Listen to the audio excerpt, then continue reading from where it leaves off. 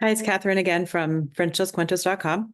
And I know this background is really weird, but it's on purpose. So today's video is I'm going to teach you how I teach verb charts, verb conjugation using muñeca and using TPR.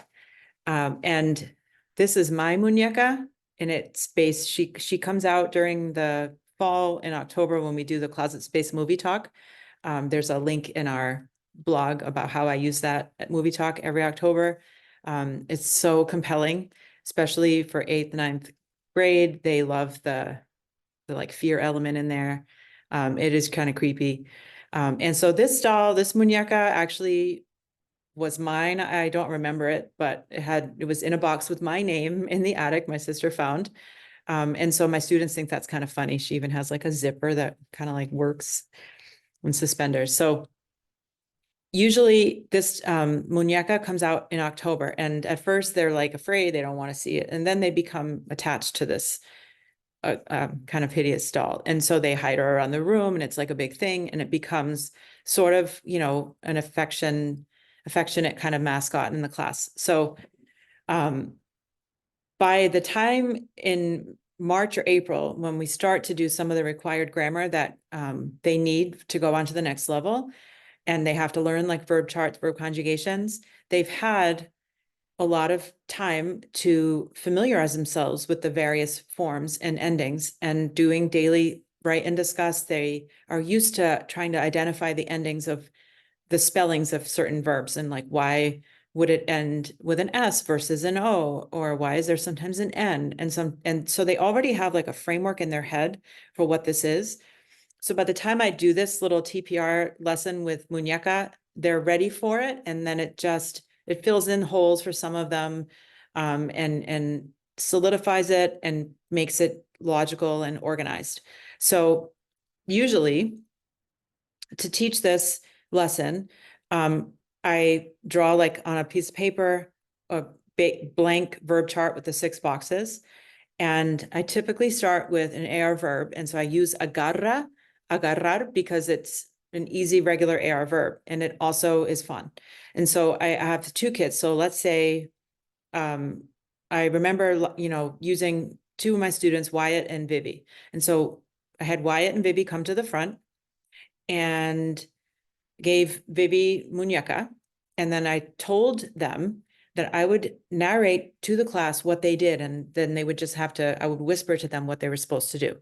And so I told Wyatt to grab the doll from Vivi. And so Wyatt grabbed muñeca out of Vivi's hands. And then I said, Clase, Wyatt, agarra la muñeca. And they were like, and then I said, okay, Vivi, grab the doll back. And so Vivi grabbed it from Wyatt. And I said, Clase, Vivi, agarra la muñeca. And then I looked right at Wyatt and I said, Wyatt, tú agarras la muñeca? And he went, sí. And so then he grabbed it back and I said, sí, Wyatt, agarra. And then I said, Vivi, tú agarras la muñeca?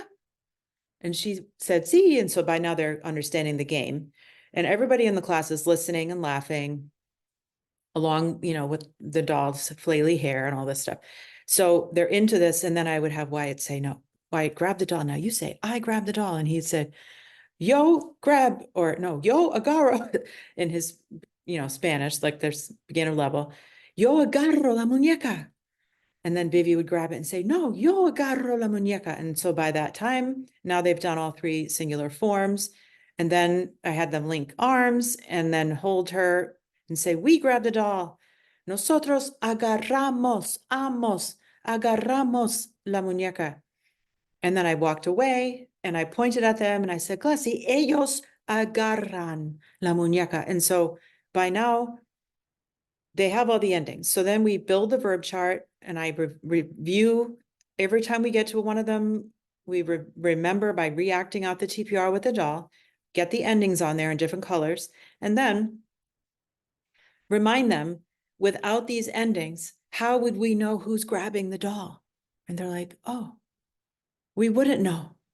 And so it gives them a logical purpose for why conjugation happens. They have to know the ending that has to match who's doing the action. And so now, instead of having it be this abstract kind of thing that happens that they have to memorize rules for, it's now on purpose. They still will make mistakes with it though for a long, long time. It's not going to be something that is innate and perfect within them when they're speaking spontaneously or even writing for the first time, because that kind of refined output takes years. But the why that trips some kids up is explained when they see it demonstrated this way as the way to finally introduce the verb chart and the conjugation. So, gracias por su atención. Thank you for coming. And